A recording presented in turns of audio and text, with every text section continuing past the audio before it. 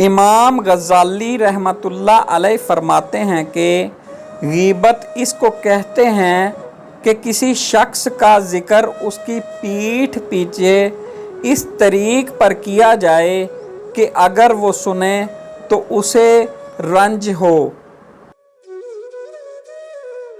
हज़रत अबुल हसन खराकानी रहमतुल्लाह अलैह फरमाते हैं कि बुराई से याद ना करो मुर्दों को कि वो अपने कैफरे किरदार को पहुँच चुके हैं।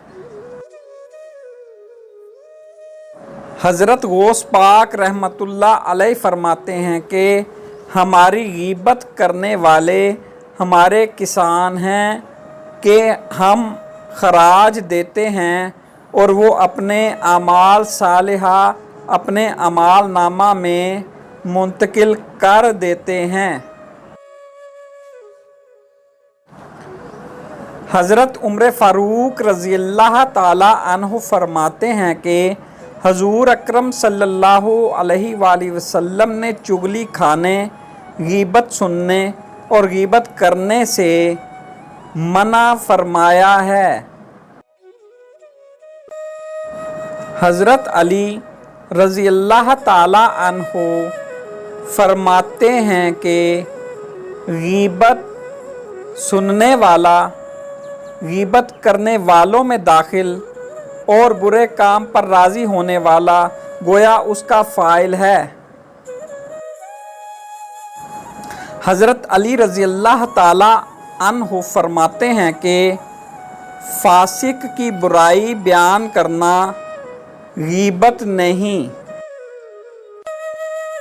बुखारी शरीफ में है कि हजूर अकरम सल्लल्लाहु अलैहि वसल्लम दो कब्रों के पास से गुज़रे तो आपने बताया कि इन दोनों पर अज़ाब हो रहा है और ये अज़ाब किसी ऐसी चीज़ पर नहीं हो रहा जिसे वो छोड़ नहीं सकते थे।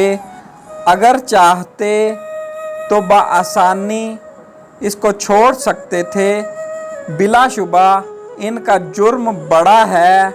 इनमें से एक चुगली खाया करता था और दूसरा अपने पेशाब के छींटों से नहीं बचता था।